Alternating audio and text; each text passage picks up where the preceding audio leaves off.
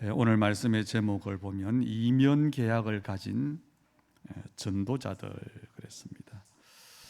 우리는 누구나 살아오면서 힘들었던 기억들이 있을 것입니다. 또 우리 인생의 여정에 보면 충격적인 일도 있고요, 또 많은 상처들도 있을 겁니다. 그리고 그 중에는 도무지 이해할 수 없는 일도 있을 겁니다. 그것이 바로 영적인 데서 시작된 문제임을 우리가 알아야 됩니다. 그리고 그 문제들에 대한 답이 오직 복음이구나, 그 은혜를 우리가 받아야 되고요. 그래서 복음을 알 뿐 아니라 이제는 체험을 해야 됩니다. 그리고 더 나아가서 내 연약한 것들이 발판이 되어지고 사람 살리는, 또 사람을 도울 수 있는 그런 문이 되어야 됩니다. 하나님께서는 우리를 두고요 부르시기를 뭐라고 했느냐? 우리는 정말 연약한데 땅 끝까지 이르러 내 증인이 되게 하시겠다 약속하셨어요. 이것이 바로 우리가 받은 구원의 축복이요, 우리가 지금 살고 있는 하나님 자녀의 삶입니다. 여기서 속으면 우리는 큰일 나는 거지요. 그래서 힘든 일을 만난 사람들이 자살을 합니다. 그런데 그것은 실패하는 거예요. 어쨌든 견딜 때에 기회가 있는 것처럼 우리의 삶은 막연한 불신자들의 그 기회가 아니고 우리가 하나님의 중요한 계획을 찾기 위해서 우리에게 주신 문제임을 알아야 되고요, 그 속에서 하나님의 계획을 진짜 붙잡을 때 일어나는 역사를 우리가 보아야 됩니다. 좀 전에 말했던 충격적인 일, 상처들, 힘들었던 일, 이것들은 모든 사람들에게 있는 문제입니다. 그래서 우리는 그것을 극복하고 거기에 참된 증인으로, 전도자로, 세계 복음화의 증인으로 서야 되는 겁니다. 그러기 위해서는 우리가 먼저 하나님께서 우리에게 주신 축복을 회복해야 돼요. 그게 바로 보좌의 능력입니다. 그리고 우리 인생은 잠시 있다가 지나가는 것이 아니라 영원한 것을 붙잡아야 됩니다. 오늘 로마서 16장에 있는 사람들이 바로 이 사람들입니다. 예수가 그리스도다, 복음으로 답을 냈을 뿐 아니라 땅 끝까지 증인되게 하시겠다고 하는 하나님의 약속을 붙잡고 그 하나님의 나라를 인생의 목표와 그리고 모든 문제 속에서 축복의 발판으로 삼았던 그 증인들의 명단들이 쭉 나와진 겁니다. 이 사람들을 한마디로 말하면요, 세상 사람들은 전혀 이해할 수 없는 삶을 살았습니다. 세상 사람들은 도무지 받을 수 없는 응답을 받고 살다가 그리고 하늘나라로 간 사람들입니다. 그래서 저는 오늘 본문을 쭉 읽어보면서요, 이런 그림이 연상이 돼요. 이 증인들이 바울 사도를 중심으로 쭉 모여서 웃으면서 사진을 찍고 있는 것 같이 그런 느껴집니다. 로마서 16장에 나오는 사람들의 숫자가 약 37명이지요. 그 중에는 여자가 한 7, 8명 포함되어 있고요, 또 이름이 나오지 않는 사람도 여러 명이 있습니다. 이 사람들이 어디에 사느냐? 로마에 살아요. 바울이 이 사람들을 너무 보고 싶지만 당장 볼 수 없기 때문에 편지로 안부를 전하고 있는데 그게 바로 로마서입니다. 그래서 로마서 16장에는 보면요, 바울의 인간적인 모습이 우리가 발견될 수 있지요. 훈훈한 사랑의 대화가 있고 가슴 가득 넘치는 감사함이 있고 또 사랑하는, 얼굴을 보지 못했지만 하나님의 언약을 두고 함께 일하는 동역자들에 대한 그리운 마음도 보여집니다. 그리고 조금 뒤에 우리가 읽지 않았지만 21절로 23절에 보면 바울과 함께 고린도에서 복음을 위해서 충성하고 있었던 그 형제들의 이름도 나와요. 그들에게 바울이 그들을 대신해서 로마에 있는 동역자들의 안부를 전하기도 합니다. 여러분 어떻습니까? 바울이라고 하는 인물을 딱 생각하면요, 언론 볼 때는 어떤 인물로 연상됩니까? 굉장히 좀 냉정하고 차가운 것처럼 느낄 수가 있어요. 왜냐하면 그 사람은 율법적으로 완전한 사람입니다. 그리고 거룩한 사람이요, 그리고 오직 예수만 아는 사람이요, 세상 일은 아무것도 모르고 오직 선교라고 하는 그 인생을 살았던 사람이기 때문에 좀 우리가 가까이 가기에는 어려운 사람이라고 하는 그런 생각을 갖기 쉽습니다. 그런데 오늘 성경을 찬찬히 보면요, 바울이 그런 사람이 아니었다는 것을 금방 알 수 있습니다. 바울은 사람들에게 그런 느낌을 주었을지는 모르지만 사람들을 굉장히 좋아하는 사람이었어요. 물론 바울의 인생에는 많은 원수들, 대적도 있었습니다. 그런데 그 대적들은 예수 그리스도의 복음을 반대하고 핍박했기 때문에 바울의 대적이 된 것이지, 다른 것 때문에 적이 된 것은 아니었습니다. 다시 말하면 바울은 할 수만 있다면 많은 사람을 친구로 삼고 복음의 동력자 삼기를 원한 사람이었어요. 그래서 우리가 여기서 어떤 교훈을 얻어야 되느냐? 우리 그리스도인들은 사람을 좋아해야 됩니다. 저도 이 부분에 대해서 점검을 하는데 이 성격인 것 같아요. 마음과 모습이 좀 다른 겁니다. 우리 예수 믿는 사람들이 대인관계에서 사람을 피하면 안 돼요. 왜냐? 주님은 우리를 가리켜서 양이라고 불렀습니다. 양의 특성 중에 하나가 뭐냐? 양은 홀로 떨어져 있으면 죽는 존재입니다. 망하는 존재입니다. 양은 때를 이루어 살아야 돼요. 다시 말하면 우리는 서로를 필요로 하는 존재입니다. 그런 의미에서 바울처럼 사랑하는 사람을 우리는 주변에 많이 두어야 되고요. 여기에 지금은 사라지고 있지만 진짜 인간적인 정을 주고받는 삶을 살아야 됩니다. 오늘 내 삶에 그런 모습이 있는지 자신을 돌아보는 그런 중요한 시간 되기를 축복합니다. 오늘 먼저 우리가 바울을 통해 볼 수 있는 것 뭘까요? 전도자 바울은 일반 평범한 사람을 복음 전해서 그러고 세워서 복음을 위해 생을 바쳐 일할 수 있는 복음 동력자로 만드는 일에 특별한 사람이었다는 겁니다. 사람들은 바울을 알게 되면서 오늘 로마 성경에 있는 사람들이요, 그냥 사람들인데 바울을 만나고 난 후부터 생각과 행동이 달라졌어요. 다시 말하면 바울로부터 복음 들은 모든 사람은 아무 일도 없었던 것처럼 가만히 있을 수 없는 사람들이 되었다는 겁니다. 다시 말하면 예수 믿기 전에 과거처럼 세상의 흐름 따라 살아갈 수 있는 사람이 아니게 된 겁니다. 그래서 이들은요, 굳은 일, 좋은 일 가리지 않고 오직 하나님께 영광 돌리는 삶을 살기를 원했어요. 다시 말하면 바울을 통해서 변화된 모든 사람들이, 복음 받은 모든 사람들이 달라졌다는 겁니다. 인격이 달라지고 삶이 변화가 되어졌어요. 그리고 바울은 자기 혼자 일하는 사람이 아니었다는 겁니다. 함께 더불어 일하기를 좋아하는 사람이었어요. 사람들과 함께 울고 함께 웃으면서 이 땅에 하나님 나라를 이루기를 원한 사람이 전도자 바울이었습니다. 우리가 교회 일도 마찬가지입니다. 모든 주의 일은 한 사람이 다 하는 것이 아닙니다. 바울이 그 사실을 너무나 잘 알았어요. 그래서 바울은 평범한 사람들에게 복음을 전하고 그 사람들에게 하나님의 계획이 있음을 발견하게 하고, 그래서 그 사람들이 하나님 나라를 위해서 방향 맞추게 하고 그 인생을 최고의 응답받는 인생으로 살도록 인도한 겁니다. 그리고 바울은 땀을 흘리고 때로는 눈물을 흘리면서 복음 전하는 일에 오직 한 사람이에요. 그래서 자기를 통해 구원받은 사람을 말씀으로 양육해서 그 한 사람 한 사람을 그리스도 안에 온전한 자로 만들고 전도자로 만드는 그 일에 온 마음을 다하는 겁니다.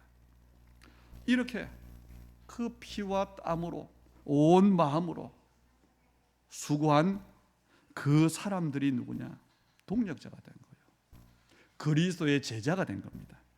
그 사람들이 오늘 16장에 나오는 사람들입니다. 그러다 보니까 이 사람들을 두고 바울이 이름을 부르는데 그냥 어색하지 않도록 불러요. 그리고 그 사람들마다 뭘 줬지요? 별명을 하나씩 붙였어요. 뭐라고 합니까? 나의 보호자, 나의 동력자, 처음 익은 열매, 나와 함께 갇힌 자, 내 사랑하는 자, 그리스도 안에서 인정을 받은 자, 주 안에서 수고한 자, 내 어머니, 나의 친척, 나와 함께 나와 온 교회를 돌봐주는 사람, 이런 많은 별명들로 한 사람 한 사람을 부르고 있는 겁니다. 왜 이런 별명을 붙였는지 그 이유를 우리는 한번 생각해 볼 필요가 있습니다. 오늘 로마서 16장에 나오는 한 약 40명이 되는 이 사람들에게는요, 아마 개인적으로 예수를 믿고 변화된, 사람들을 감동시킬 만한 그런 간증거리가 있었다고 저는 생각을 합니다. 그래서 할 수만 있다면 이 사람들의 개인적인 간증을 듣고 싶어요. 그런데 이 사람들 개인들의 이야기는 성경에 기록되어 있지 않습니다. 그런데 이 안에는 뭐가 있느냐? 중요한 메시지가 달려 있어요. 그게 뭘까요? 구원받은 성도들에게 모든 사람에게 특별함이 있지만 사람들에게 알려지지 않는 거기에 하나님의 더 중요한 계획이 있다는 겁니다. 교역자들은 사람에게 알려질 수 있습니다. 유명한 목사, 유명한 설교가, 그럴 수 있죠. 그런데 이 교역자들과 선교사들을 도운 평신도들의 이름은요, 널리 알려지지 않은 채로 세월이 지나면 잊혀버리는 경우가 많습니다. 이것이 뭐냐? 오히려 하나님께서 그들의 아름다움과 충성과 그 인생에 대한 영광을 받으시는 부분입니다. 그리고 이런 점에 저는 가끔 생각해 봐요. 세상에서 유명한 사람들, 이름이 있었던 목회자들, 많은 간증을 했던 어떤 믿음의 위인들, 이 사람들이 천국에 가서도 그렇게 유명할까? 그런데 묵상해 보면요, 꼭 그렇지만은 아닌 것 같아요. 왜냐? 주님 앞에 갔을 때에 진짜로 유명한 사람은 따로 있을 것이다. 그 사람들이 바로 이름이 드러나지 않은 성도들이라고 저는 생각합니다. 그 중에 오늘 첫 번째로 나오는 인물이 나오지요. 바울과 동역한 사람, 다 우리가 말하지 못하지만 몇몇 사람만 대표적으로 보면요, 첫 번째로 나오는 사람이 누굽니까? 교회의 일꾼, 나의 보호자로 불렸던 여자 한 사람이 나와요. 그 이름이 베베입니다. 로마서 16장에 나오는 여자의 수가 많지는 않지요. 그런데 남자의 이름이 아닌 여자 이름이 먼저 나왔어요. 이 베베의 고향은 고린도 지방의 갱그리아라고 하는 항구였습니다. 이 베베는요, 바울이 고린도에서 1년 반 동안 선교할 때에 복음을 받았을 것으로 추측됩니다. 그리고 베베가 복음을 받게 되면서 예수를 믿게 되면서부터 그 인생이 새롭게 시작됐어요. 그래서 자세한 이야기는 성경에 없지만 분명한 사실은 바울이 이 베베를 볼 때에 교회의 일꾼이라고 불렀다는 겁니다. 일꾼이라고 하는 말은 오늘날로 집사라고 하는 뜻과 같아요.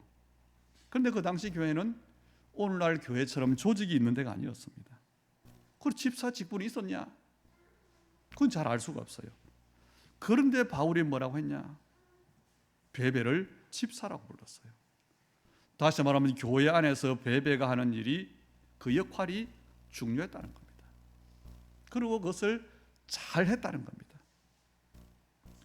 지금도 마찬가지지만 초대교회 때도요, 여성들의 위치가 참 중요했어요. 그리고 교회 구성원의 대부분이 여성들이었습니다. 이 말은 동시에 여자 성도들이 해야 될 일이 많다는 이야기도 되지요. 예를 들어서 환자를 신방하는 일이라든지 어려운 이웃을 구제하는 일들은요, 남자보다 여자가 훨씬 더 잘할 수 있습니다. 지금 우리가 기도하는 우리 안산 소년 분류 심사원, 그 사역도 누가 잘할 수 있냐? 우리 여성도들이 훨씬 잘할 수 있어요. 왜냐하면 거기에 오는 10대 이 소년, 소녀범들은요, 여자아이들입니다. 그리고 이런 걸 볼 때에 여성의 역할이 중요하지요. 그런데 또 이 베베에 대해서 바울이 말하는 게 있어요. 2절 끝에 보니까 여러 사람과 나의 보호자라고 불렀습니다. 실제로 어떤 일에서 베베가 바울의 보호자가 됐을까요? 아마도 경제적인 것으로 바울을 도왔다, 이렇게 볼 수 있습니다. 또 아니면 바울 가까이에서 비서 역할을 했을지도 모릅니다. 왜냐하면 22절에 보니까 드디오라고 하는 비서가 나와요. 이 드디오는 바울 앞에서 바울이 불러주는 대로, 왜냐하면 바울이 눈이 안 좋았어요. 편지를 쓰는데, 이 로마서를 쓰는데 바울이 불러주는 대로 로마서를 기록한 사람이 드디오입니다. 그런데 22절에 보니까요, 이 드디오는 편지를 받았으면서 슬쩍 자기 안부를 넣었어요. 이 편지를 기록하는 나 드디오도 주 안에서 너에게 문안하노라. 아까 보면 당시의 교회는 굉장히 약했습니다. 그리고 선교사로서 바울의 형편이 얼마나 어려웠을지 우리는 추측해 볼 수가 있지요.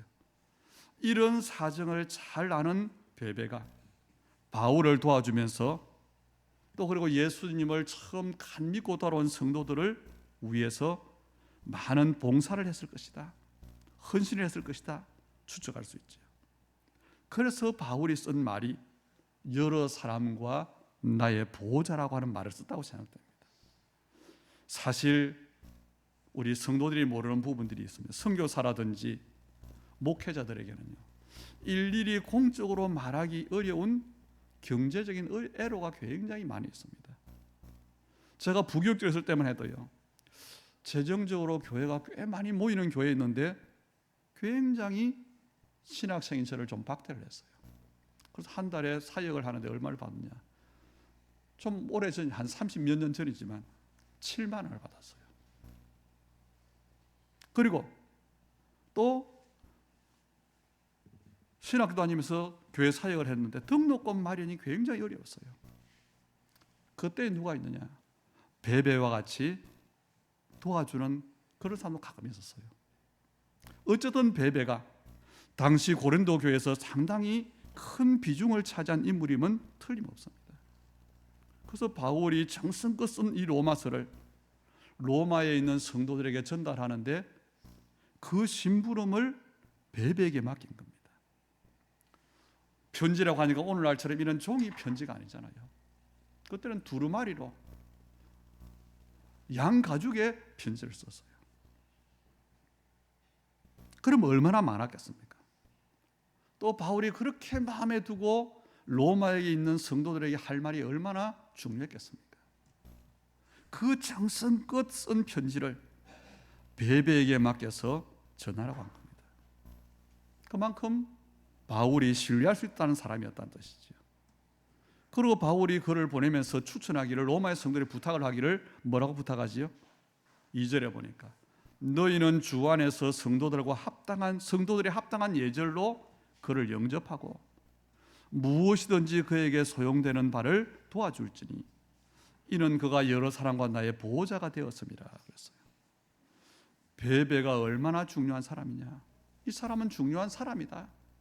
그래서 로마 교회가 합당한 예절을 갖추어서 그를 영접하고 이 베베가 필요한 것이 있다면 도와주라고 부탁을 한 겁니다. 우리 모두가 이 베베처럼 주님께서 꼭 필요로 하는 일에 부름을 받는 그런 사람들 되기를 축복합니다. 그리고 지도자가 마음 놓고 누구에든지 추천할 수 있는 그런 믿음의 사람 되기를 바랍니다. 그리고 교회 안에서 남몰래 봉사하고 후원자 역할을 할 수 있는 그런 숨은 순돌이 되어지게 됩니다. 왜냐? 그게 주님이 원하시는 일이에요. 그리고 또 한 사람을 더 살펴보자면 3절 4절에 나오는 브리스가와 아굴라입니다. 3절에 보니까 동력자라고 하는 호칭을 붙였지요. 너희는 그리스도 예수 안에서 나의 동력자들인 브리스가와 아굴라에게 문안하라 그랬어요. 저는 성경에 나오는 인물 중에 부부 중에서 가장 이상적인 부부가 있다면 바로 이 브리스가 아굴라 부부가 아닐까 이렇게 생각을 합니다. 당시에 브리스가와 아굴라는 로마에 있었지요. 지금도 그렇지만 당시에는 일반적인 통례가 남자 이름을 먼저 부르는 것이 통례로 되어 있어요. 그리고 여자 이름은 아예 부르지 않는 경우도 많았습니다. 그런데 바울이 이 부부를 소개하면서 부인의 이름을 앞에 붙였어요. 주후 52년에 글라우디아라고 하는 로마 황제가 반유대주의를 선포했어요. 그래서 로마에 살던 모든 유대인들을 추방시켰습니다. 그때 쫓겨난 브리스가와 아굴라 부부가 고린도에 갔는데 천막 만드는 것이 그들의 직업이었어요. 그때 바울을 만난 겁니다. 바울을 만나고 난 후에 이 사람들은 완전히 딴 사람으로 변화가 됐어요. 그리스도의 제자가 되었을 뿐 아니고 그 삶에 굉장한 변화가 일어난 겁니다. 바울이 1년 반 동안 고린도에서 복음 전하고 교회를 개척할 때에 이 사람들은 바울을 그림자처럼 따라다니며 도왔어요. 그리고 업도 같은 일을 했습니다. 그러다가 바울이 장소를 옮겨서 에베소로 선교를 떠날 때에 이 부부는요 사업을 다 정리하고 에베소로 따라갔어요. 거기서 또 바울의 동역자가 됐어요. 그리고 시간이 지나고 황제의 추방령이 해제되었을 때에 이 사람들이 로마로 돌아와서 자기들의 옛 집과 직업을 찾았어요. 그런데 이들이 평생을 로마에서 보낸 것 같지는 않아요. 왜냐? 디모데후서 4장 19절에 보면 이 브리스가와 아굴라 부부가 다시 에베소로 갔다고 하는 기록이 있습니다. 복음 때문에 전도자를 도왔던 이들을 두고 바울이 뭐라고 하느냐? 나의 동역자라고 불렀습니다. 동역자라고는 뜻이 뭘까요? 21절에 보면 바울이 디모데를 두고 나의 동역자 그랬어요. 그런데 디모데는 목회자였습니다. 그리고 바울의 후계자였어요. 그래서 동역자라고 하는 말이 당연해 보이죠. 그런데 브리스가와 아굴라 부부는 평신도였습니다. 그런데 그들을 가게 동역자라 그랬어요. 영어로 하면 follow work 또 help 쉽게 말하면 돕는 사람이라는 뜻입니다. 바울이 자신 있게 동역자로 부른 그 이면에는 그런 근거가 있죠. 좀 전에 말한 데 나왔지만요. 이 사람들은 복음 전하는 일을 가장 최우선에 두고 삶을 살았던 사람들입니다. 그래서 고린도에서 사업을 하면서 복음을 전하고 바울이 에베소로 옮길 때에 또 따라가고 그리고 이 부부가 바울보다 먼저 로마에 가서 바울이 올 것을 준비를 하고 다시 말하면 복음을 위해서 이 사람들은요 이사를 자주 다녔어요. 그리고 자기의 집을 개방해서 바울의 안식처가 되게 했어요. 사실 이 사람들에게 최우선 순위는 뭐였냐? 복음이었어요. 직업도 복음을 전하기 위한 수단이었어요. 그래서 우리가 좀 중량을 봐야 됩니다. 우리는 이사를 할 때 어떻게 하지요? 내가 편하기 위해 이사를 하잖아요. 올바른 신앙생활을 우위에 두고 이사를 해야 됩니다. 내가 신앙생활을 잘할 수 있는 것, 물론 우리가 살기 좋은 것을 찾아오는 것도 중요합니다. 그런데 우리의 모든 것들 속에 복음과 관계를 가질 때에, 연관할 때에 그게 하나님의 이유가 되는 겁니다. 그리고 브리스길라와 아굴라 부부에게 있는 또 하나의 놀라운 사실은요 5절에 했지요. 또 저의 집에 있는 교회도 문안하라 그랬어요. 이 사람들의 집이 교회로 사용됐다는 겁니다. 성경에 보면 브리스가와 아굴라 이 부부는요 고린도에서 자기 집을 교회로 개방했어요. 로마에서도 그렇게 했어요. 그리고 에베소에서도 그렇게 했어요. 우리나라 초창기도 그렇지만 당시에 무슨 교회 건물이 있었겠습니까? 가정집에서 모일 수밖에 없어요. 그런데 가정은 개인의 프라이버시가 보장되는 것이잖아요. 그 집을 개방하는데 밤낮 없이 사람들이 드나들고 또 드나드는 사람을 일일이 대접하는 것은요, 굉장히 힘든 일입니다. 제가 한 20년 전에 스리랑카 사람 하나, 실바라고 하는 사람을 전도해서 그 친구가 이제 IMF 그 어간에 돌아가야 되는데 돈이 없어서 못 돌아갔어요. 우리 집에서 열흘 정도가 있었는데 얼마나 불편한지 모르겠어요. 사랑의 마음으로 했는데 불편해요. 이 친구가 옷이 청바지 하나밖에 없는데 어디 약속이 있어 나가는데 그걸 빨아버린 거예요. 이런 일들이 작은 예지만 그렇습니다. 그런데 이 부부는요, 한 주나 한 달도 아니고 평생을 그렇게 했어요. 어떤 면은 바울의 복음 사역보다 더 어려운 일일 수 있습니다. 23절에 보면 가이오도 그 이런 일에 헌신한 사람이죠. 그래서 바울이 가이오를 두고 나와 온 교회를 돌보아주는 가이오라고 했죠. 교회를 돌보아주는 사람, 쉽게 말하면 어려울 때니까요, 교회 성도들을 실제로 어떤 면에서는 먹여 살리다시피 하는 재정을 담당한 그 사람이 아닌가. 어쨌든 이런 사역들은 아무나 할 수 없는 일이지요. 특별한 은혜가 아니면 못하는 일들입니다. 그런데 브리스가 부부가 바로 그런 일을 했어요. 그리고 세 번째로 브리스가 부부는 4절에 보니까 그들은 내 목숨을 위하여 자기의 목까지도 내놓았나니 그랬어요.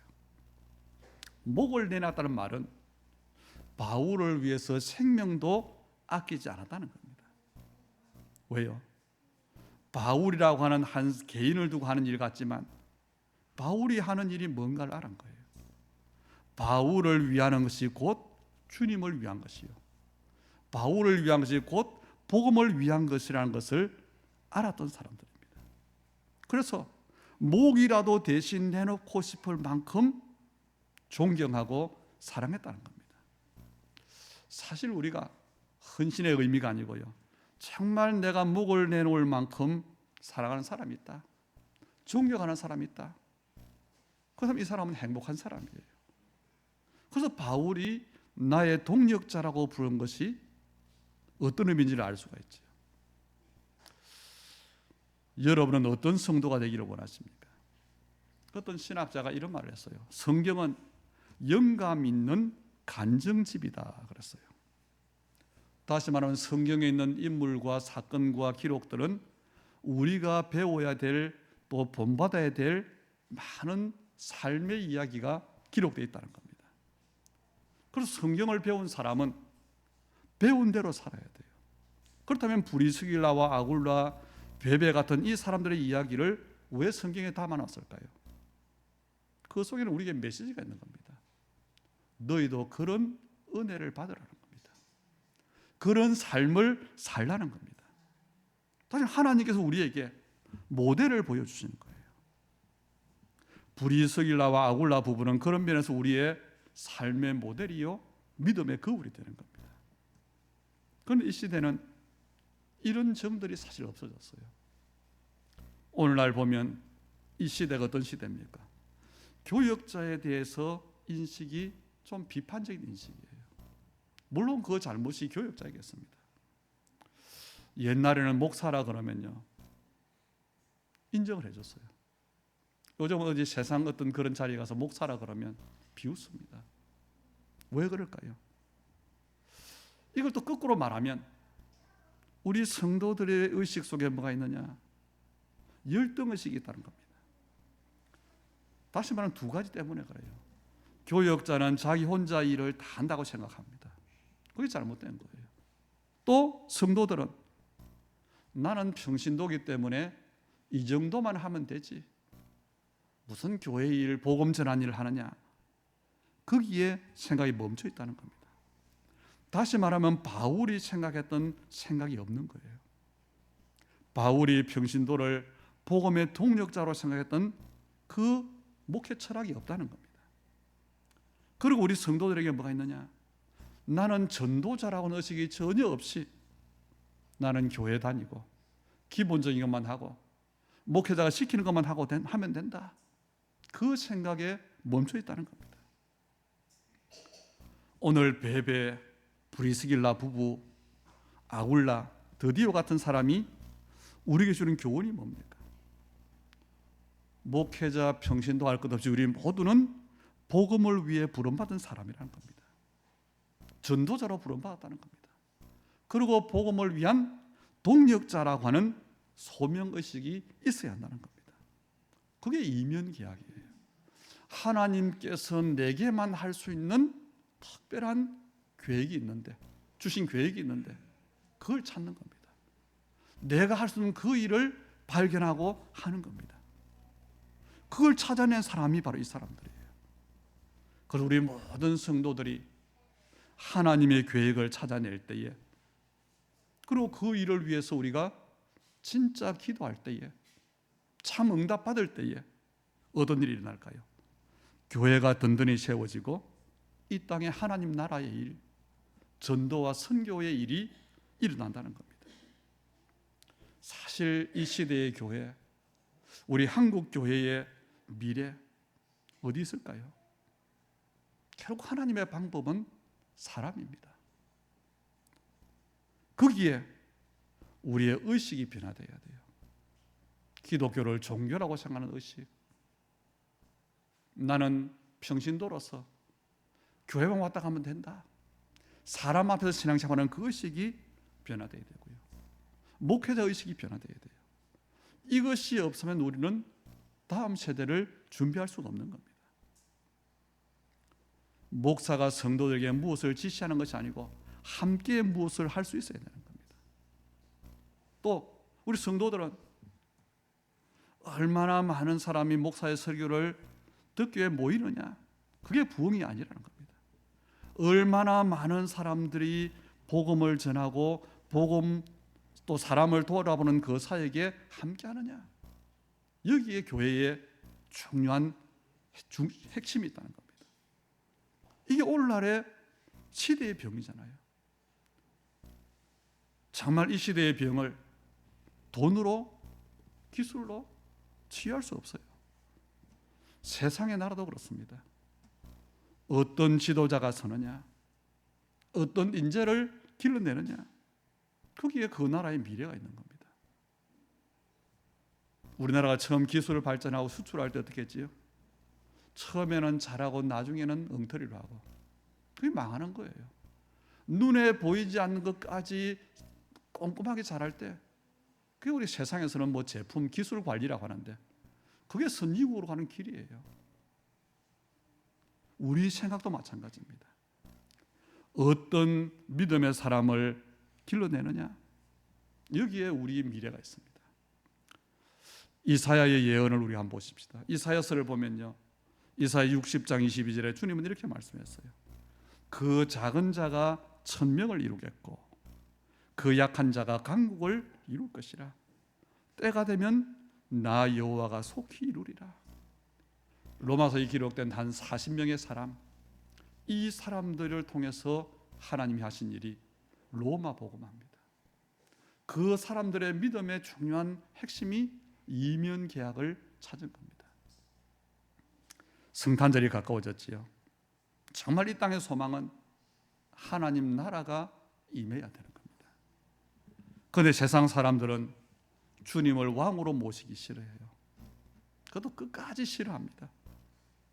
그러나 정말 주님께서 참 왕이 되셔야만이 우리는 그 안에서 평안을 누릴 수가 있습니다. 그렇다면 우리는 어느 나라에 충성해야 될까요? 누구를 위해서 우리는 헌신해야 될까요? 브리스가와 아굴라 부부처럼, 베베처럼, 디모데처럼 복음을 위해서 충성할 때에 그때 우리는 그리스도를 왕으로 모실 수 있는 겁니다.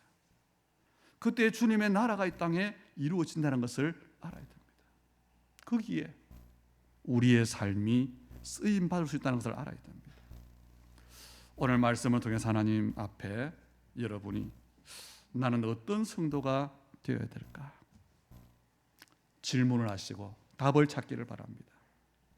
그리고 정말 우리는 나태한 타성에 젖은 신앙이 아니라 진짜 하나님의 약속을 발견하고 일어나야 됩니다. 그리고 정말 주님의 영광을 위해서 하나님, 내가 쓰임 받기를 원합니다. 매달려야 됩니다.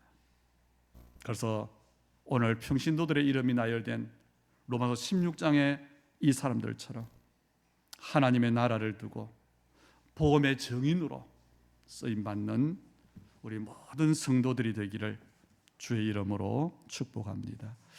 좋으신 아버지 하나님, 은혜를 감사드립니다.